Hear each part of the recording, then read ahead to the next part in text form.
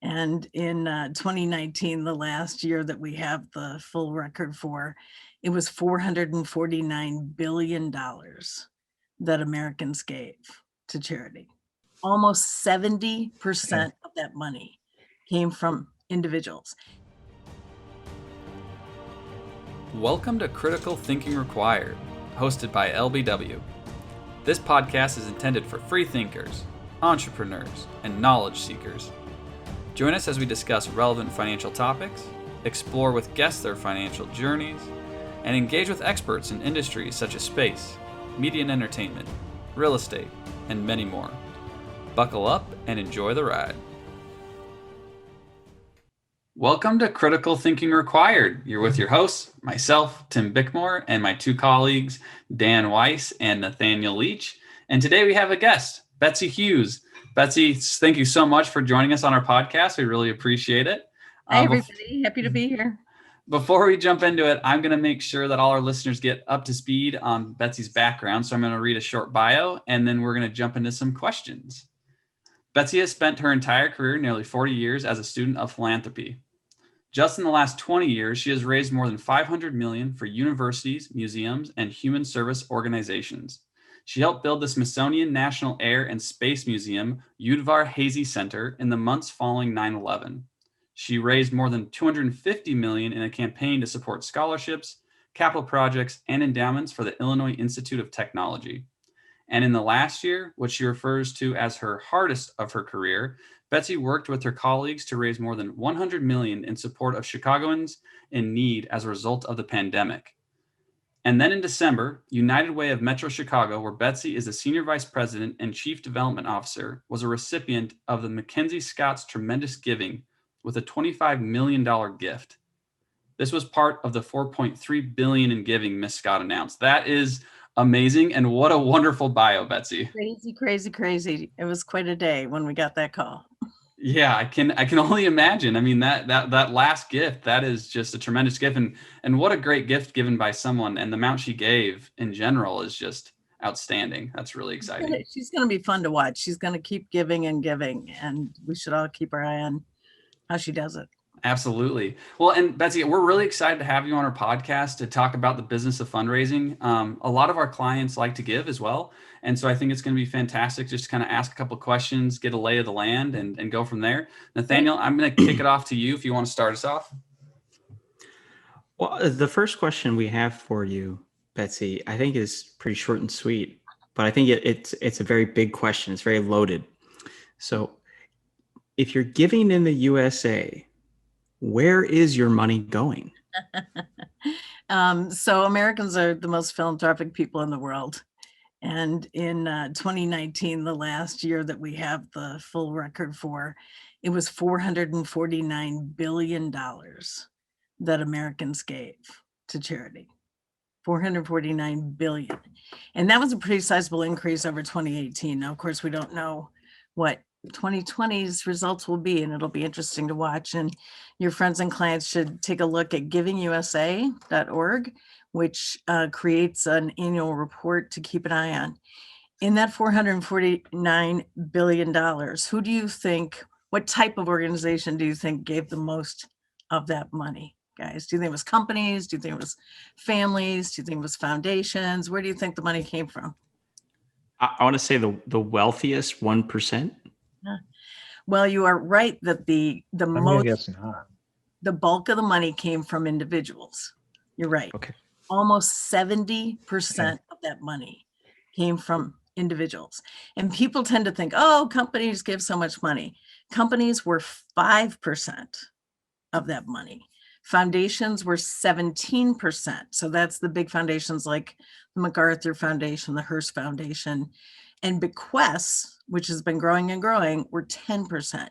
So really, individuals were 79% when you take the individuals plus bequests that come from them. So the vast majority of giving in this country is coming from individual families. Yes, the very wealthy, but, all of us. I work for the United Way, and we are most proud that we have 40,000 donors in Chicago, and the average gift is $100. So Wow. It rolls up to raising, all that money. The second part of your question then is, where does that money go?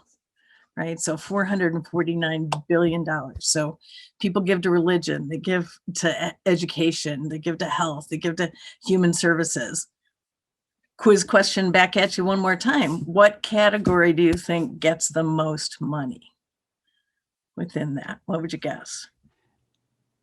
Poverty, hunger. Anybody else?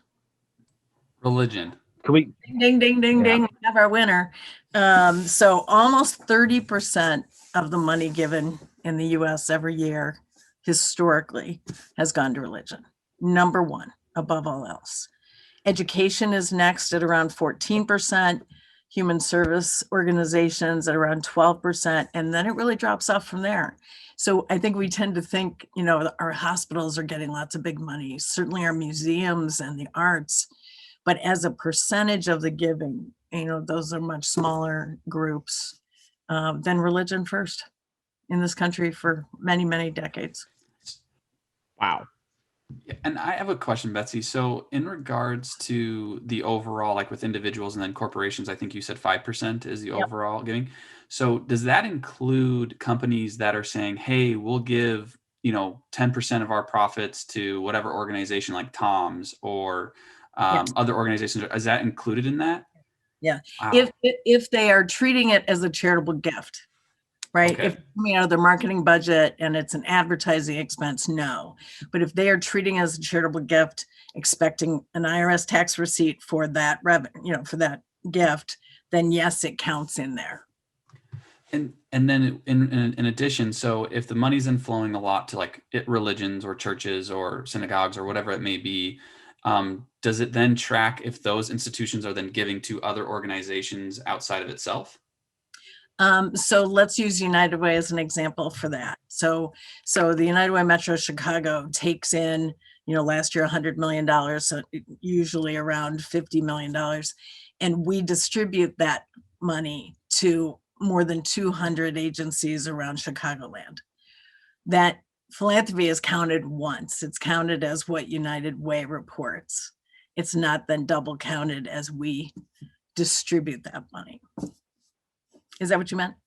Yeah, that's what I was curious about, to see with that, how the money was flowing. Because I guess if you give to a church, sometimes those churches or synagogues may then give to other organizations, Right. and But then the so on and body so that forth. you gave to that issues your tax receipt is the organization that rolls up to the $449 billion. Yeah. That's amazing. Yes. So the religious, you say, is the biggest portion. I'm curious, when you say it goes towards religion, these religious entities, it's not just going towards the perpetuation of the religion. It's going towards, like, the Catholic Church is huge in helping people in need, so on and so forth. Is that what it mostly goes towards, or does it also go towards the continuous? Can you maybe expound upon that? So one of the things I hope we can talk about tonight is, when you make a gift to an organization, where does that money go? Like, I think that'd be a great topic. But to answer your question, I give to my church in my community. I have a sense that most of that money, I have an understanding because I've read the paperwork. I know that most of that money that I give every week is going to the operations of the church. Right. It's to literally pay the heat bill in the church. Right. It's operations. It also will augment the school that happens to be part of this church. Right. And they do have a mission that they support. Well, if there was some money left over, they give it to the mission. But, at a dollar amount that I'm giving, which is not $25 million, it's going to literally augment the operating budget of my little church.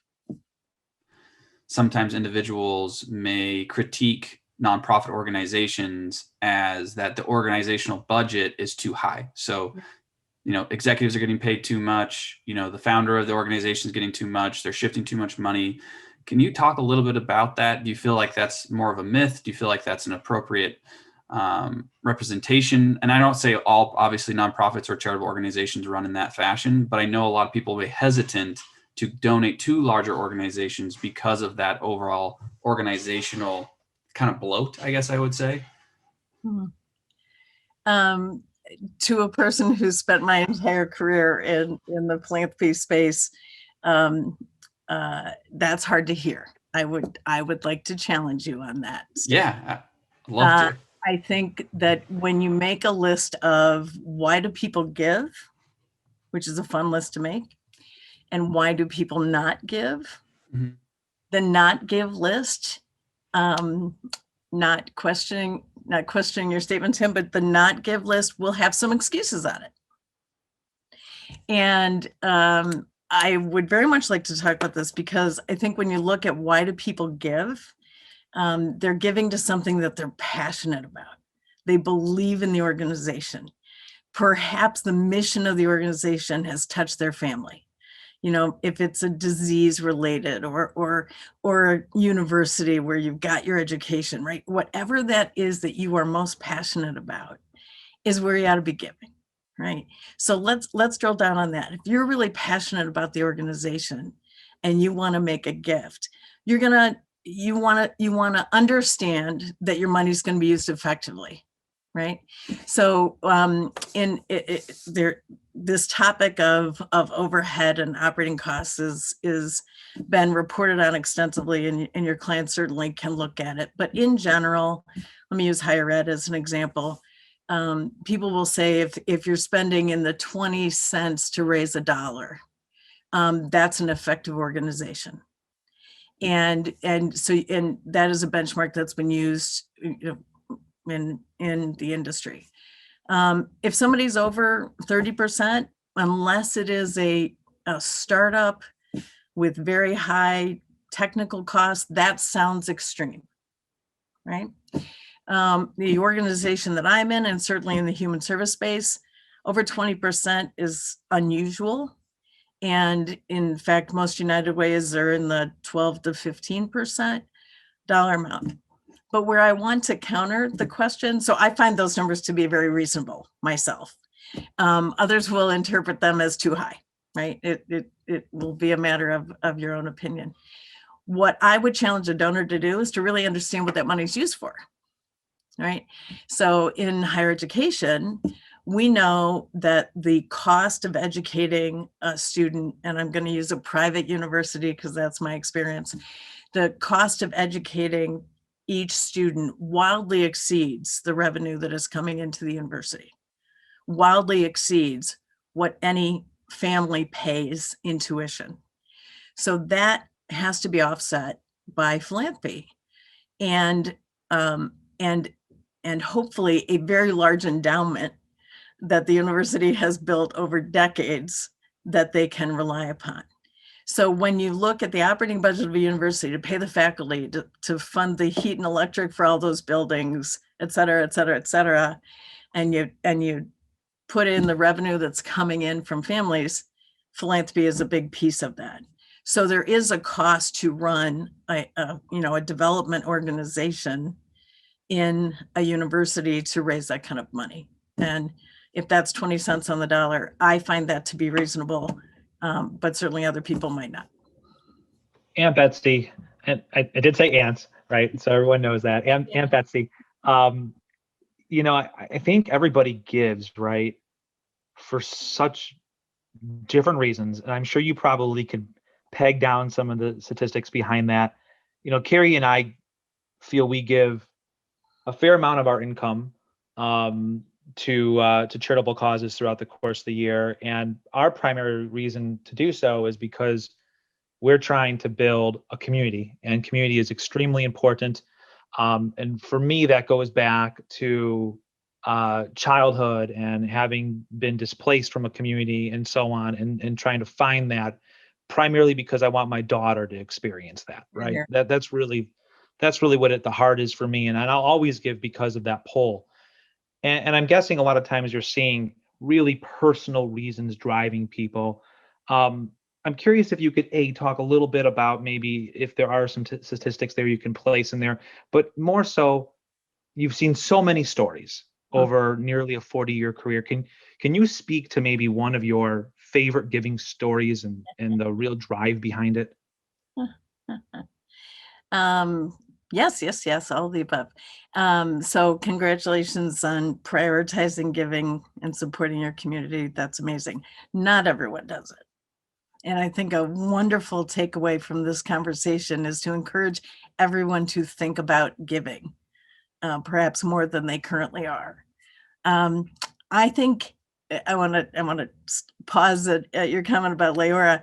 I think every listener who's got a small person in their life, child or grandchild, teach them about giving. Get them involved in the community, help them feel a part of that. So in the why people give, people tend to think that the answer to that question is for the tax benefit. And you folks know about more than anyone else that is just simply not the case. It can often be the second or third reason that they give, right? They are happy to take a benefit, but in general, it's rarely the number one reason that they give, right? It's a passion that brings them to a conversation. I'm struggling with a story. I guess out here I've got. I want to pick a good one. I want to tell you about a donor who grew up on the south side of Chicago, and his father had passed, and he was a really bright student, and his mother pushed him to apply to IIT, and he got in. And then she didn't know how in the world she was going to pay for it. And the story goes that she literally passed the coffee can. Do you guys know what a coffee can even was? Passed the coffee can around to her neighbors at her church to help her son get to college. He gets to college, he gets a roommate. And on the first day of school, he learns that he still owes $600 for books. Didn't know about the books. First in his family to go to college. He doesn't think he's going to be able to stay. He doesn't have the money for books. His roommate overhears this conversation and offers to buy his books for him. 20 years later, this is a very successful businessman. And he comes back to IT, and the first thing he wants to do is to create a scholarship in his mom's name. And the second thing he wants to do is create a scholarship in that roommate's name. That's amazing. Yeah. And I think that, like you mentioned, Betsy, that hits on the truth of just giving because you're passionate about it, or it's because you want. And I think that the tax break is a cherry on top. It's how do you optimize the giving? It's not why you give. And I agree with that 100%. I know we've talked a lot about kind of why do people give? Where does the money go? I'd like to just kind of go a little bit deeper into, if people want to start giving, like you mentioned, your children, Leora, Dan, how do you start? Like, what is a good, what would you recommend? Is it like that exact example that you mentioned, helping somebody out in your own community relative to an organization? Like, where would you feel like you'd want to start?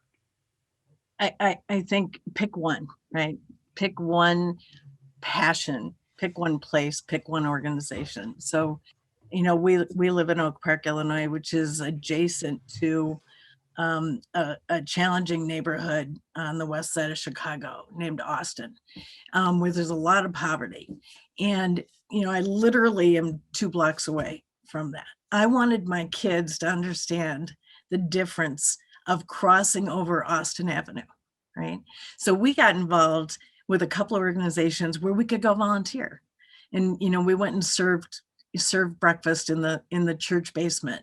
We went and became a part of Thanksgiving and the holidays to give gifts to the kids. This was an organization that was happy to have children be a part of the program and activity. And you absolutely can find an organization where you can bring your kids. At United Way, we run a program where people can bring their kids and families to volunteer. So look for what you're passionate about. Look for a place that you can volunteer. Meet the people. And as you meet the people and understand the mission of the organization, what they're trying to achieve, then you can open yourself up to thinking about how you want to support it, right? And this gets us to a conversation about, where does my money go when I make a gift? And I want to mention here, unrestricted and restricted giving, right? Words in my business, right? So every organization that is a 501c3 that you want to think about giving to is going to have an operating fund, an annual fund, the executive director's fund, something that is a general pool of money. For some donors, and we used to think of certainly an older generation will be very happy to give to that fund. They want their money to go where the leader of that organization, whom they really trust, needs it most. Here, take my $100 and use it as you need it most, right? That is the most valuable money that any nonprofit can receive, whether it's a university or a museum or a small nonprofit. That unrestricted money is the most valuable funds. And if you are a donor who loves this place, grew up with this place, it's in your community, or it's where you went to school, or it's where your parents were treated at a hospital, making that unrestricted gift, I hope you will do it. It means that you trust the organization to use it as they need it most. Second, there are restricted funds. And this is for a donor who wants to have a little bit more of a sense of how their money is being used. And in a university, for example, you might say, I graduated from the business school within this university. I'd like to make my gift to the business school. Great. And then you might say, you know what, within the business school, I'd like to make my gift to a scholarship, right? So this is super important money, especially if it makes you really happy and you want to give again and again and again. That's awesome. But with restrictions comes added costs and processing and creating the fund and reporting on the fund, et cetera. So if this is an organization that I love and trust so much that I want to give to it, I personally, because my family, we're philanthropic, I personally am going to give an unrestricted gift. I actually have never made a restricted gift. That's really interesting. And I guess that kind of goes back to one of my questions I had earlier about the overall, like not wanting to give, kind of the myth of the bloat and the overhead that's too much, where you're saying, you know what, if you actually trust it, then you should be giving that unrestricted gift and let them do as they see fit to then provide for the organization. And I also think that from the standpoint of, kind of a question to go backwards, when people don't maybe have the means to give monetarily, the volunteer experience, in your tenured experience, have you seen where people start with their children that are doing more volunteer work or giving what they can, aka their time? Has that turned into actual monetary gifts later in life? Absolutely. Giving is a habit, right? And so starting as a volunteer for a place that you're then going to learn more about is a wonderful way to start. Starting with a really small dollar amount is also fabulous, right? If you can only afford $20, give $20, learn about the organization, get their emails, get sucked into the joy of what they are doing and that you want to be helpful. And as your ability increases, perhaps you will then be able to give more. In higher education, when they look at people who've given $1 million or more to their alma mater, they all started giving within 5 years of graduation. So they didn't have $1 million to give, but they started giving, right? I often look back at the giving history of an individual. So if they, have the ability to make an extraordinary gift, where did they start? I have a dear friend who is now deceased at 94, graduated from IT in 1944. And his first gift was made in 1945, and it was for $10. And his lifetime giving exceeded 5 million, right? Started at $10. Wow. That's impressive. Right? If I may just insert a comment there, it's almost as if you're talking about it. I can liken what you just said to what we recommend to people who are just starting to invest in that the smallest amounts. It compounds. Right? Yeah. Yeah. That's So it's interesting when organizations try to capture the interest of a 60-year-old donor. Right. Don't spend a lot of time on that. Right. If you haven't, if you aren't a priority, if you're not a passion of that person by that stage in their life, it can happen, but it's unlikely, right? Mm. That they're going to all of a sudden become passionate about this.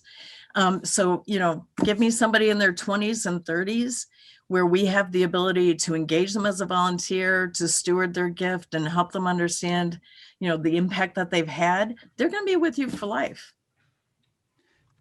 Start 'em young. Betsy, is there any other kind of, other than, you mentioned, let's get involved, let's volunteer. Is there any other way to vet out organizations that you feel comfortable with? Is there any other kind of tactics or things that people can play when it comes to that? So first of all, do your own homework, read the website, spend time on that. If you're a financial person and you want to look at their 990, that's certainly available to you. But I would also rely on family and friends. And if you know someone else who's giving, who's involved, who's on the board, right? If I'm looking at a new organization to give, the first thing I'll do is look at the board. And especially if I'm in a smaller community and I might know somebody, that is giving me a credential that I know and trust that person, and they believe in this organization. That just gave me one more level of comfort with this organization. Start attending their events. Many will have, especially in this day and age, there'll be Zoom events that you could join in to listen, to understand their work. What are their metrics? How are they evaluating success? What are the questions that you would want to understand before you made your own decision to make a gift? There is an organization called Charity Navigator, and you can do that online, and you plug in the name of the organization, and it's kind of a Yelp for charity. So you're going to get high scores and low scores if somebody, didn't like some experience they have, but it certainly is another tool that people can use to vet. But I'd look for personal experience. I'd look for other people that who are involved. And I certainly as we think about our giving in our family, we want to learn about what they're doing. So we'll spend time, studying their materials or their website to really understand what the need is and what they're trying to achieve. Those are great tips. You mentioned, Aunt Betsy, that you brought up Zoom and some of the changes that we have seen. Can you talk a bit about how the face of giving, how that's changed over your tenure, and really zone in on, I'm sure you've seen a lot of current changes over the last year and a half during the pandemic. Sure. So you're right. I can answer that question a couple different ways, kind of changes to philanthropy and then how COVID has impacted philanthropy. So changes in the face of philanthropy since the start of my career. There are thankfully more women, more people of color, and younger people who are involved, where 20, 30 plus years ago, it was likely to be the male in a household, and often the white male who was making giving decisions. So a wonderful outcome of the last 25 years is a diversification of who the philanthropists are. And when you look at the story of Mackenzie Scott making $4.3 billion in giving, there was a wonderful article in the New York Times last week that your clients could look at about women in philanthropy and how the choices they are making and what they will give to that perhaps their father didn't give to, and how they are going about making giving decisions. That has changed. People of color are stepping forth as extraordinary philanthropists with tremendous passion for the organizations, that they are rolling up their sleeves, digging in, being amazing volunteers, and then wanting to support the organization. And with the 20 somethings like my son, they want to volunteer, but they also want to dig in, and they really want to understand the organization, and they don't want to just write a check, right? They want to be much more deeply involved. And I think that's going to shift as well, that maybe 30 years ago somebody would write a check to 25 different organizations each year. And I think when we see this generation grow in wealth and think of their philanthropy, my hunch is it'll be a shorter list, maybe 2 or 3 that they want to really be deep and engage with, and not that much broader list. When we think about the impact of COVID, in many ways, I think about the recession as well. And we certainly saw then, and I think now as well, that the very wealthy have continued to give. They're in a position to do so. There's a crisis and the opportunity for them to step forward and be very generous. I think that the donors who can give $20 and $30 and $50 to a cause have continued to give. And often they are people who've been impacted by whatever the situation is, in this case, COVID. We had, with United Way Metro Chicago, we had more than 6,000 donors. We created the Chicago Community COVID-19 Response Fund in partnership with the Chicago Community Trust. And we raised $36 million of cash in 8 weeks. And there were 6,000 donors to that fund. And the description of those donors is really an answer to your question, Dan, because there were 6 donors over $1 million. And there were 5,400 donors under $100. Wow. Right. And then everybody in between. Right. So it's that in between group that I think there was a little greater risk. The people who might be able to give $1,000 or $10,000 or $25,000 are more cautious, right? What's happening in the world? Do I need to slow down my giving this year? Yes, I understand the need, but I also got to take care of my family. And do I have any concerns about my job?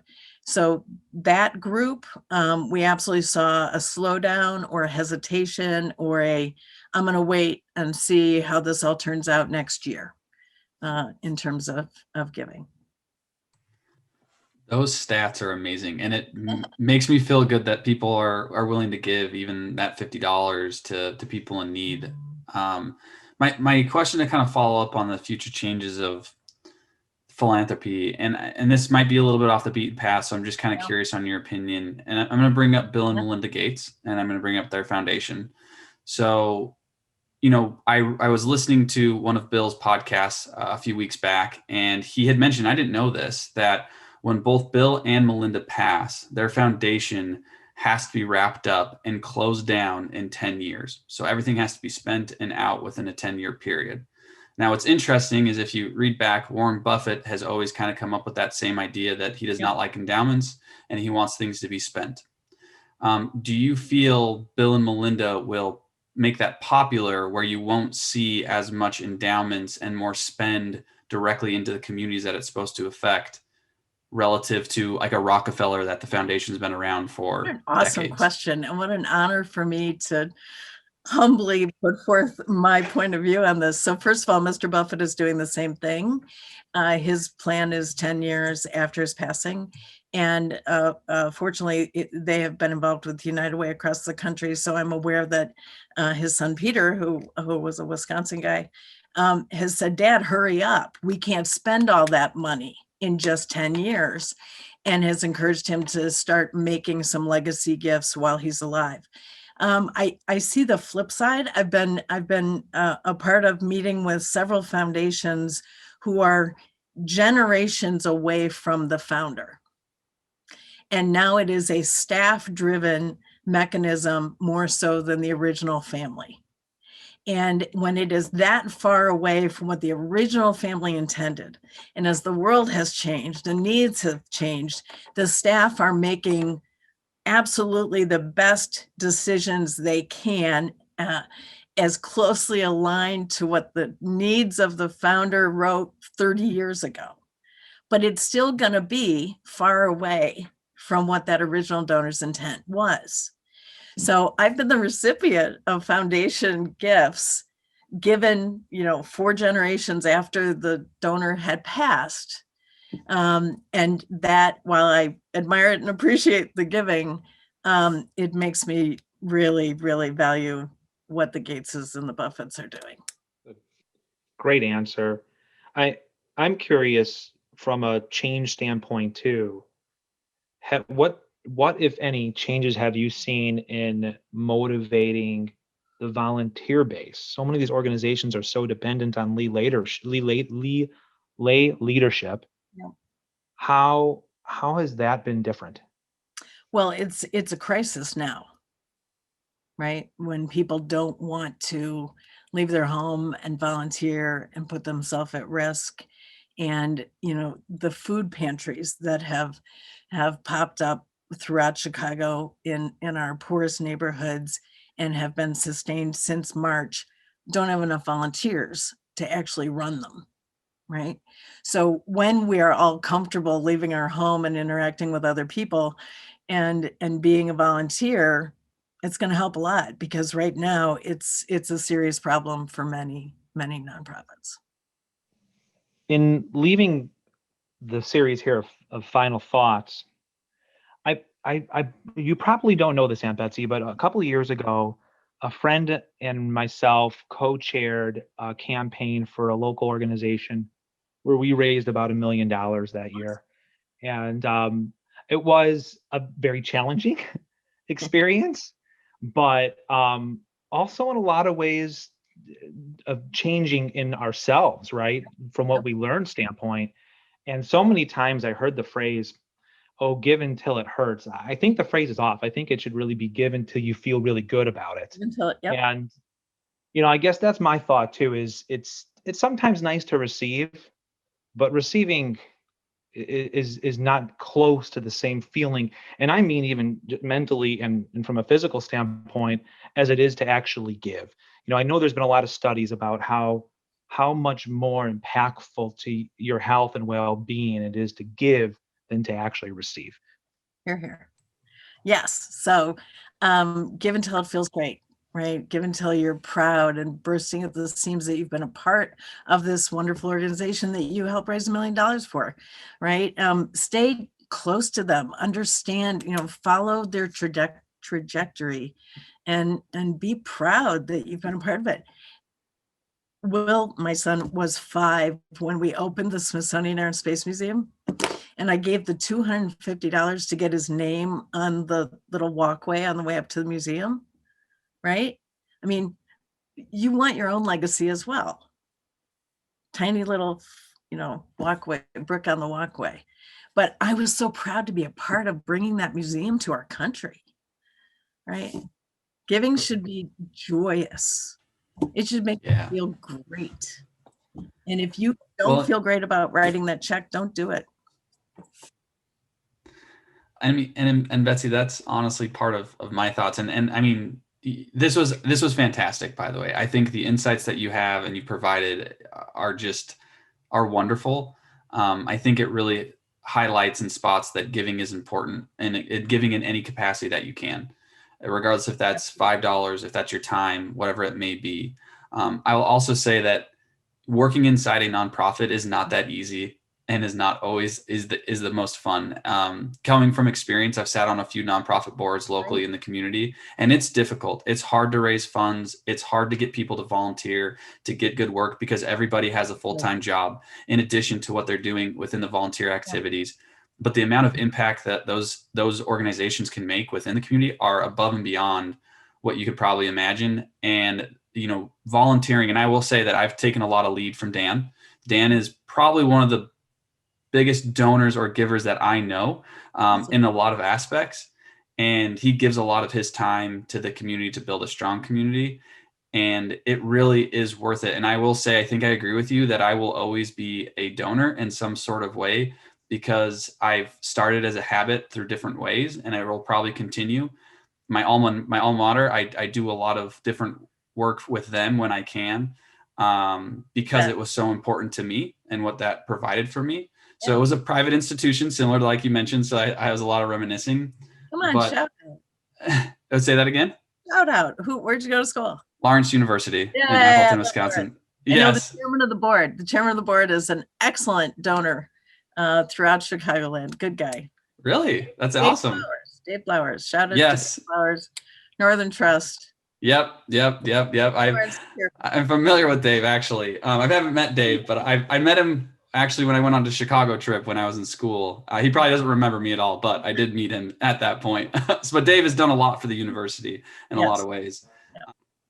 I'm going to keep it short and sweet like my first question. Every little bit counts. A little bit counts. It just snowballs from there. It's that 1 cent, that $1 can go a long way towards feeding somebody, educating somebody, putting a roof over somebody's head. Don't ever think you're giving too little. In our COVID fund, we had people write us and say, we couldn't see grandma, we couldn't throw our birthday party, so here's the $35 I would have spent, on the cake, right? Because it all adds up. It all adds up to $449 billion, right? Yep. And in comparison to our I just looked up the federal tax revenues for the U.S. government for 2019 is $3.5 trillion. So I think that charitable amount should go up as a percentage. I'm curious to see what that percentage has been tracking over time, and I think it should just be larger with time.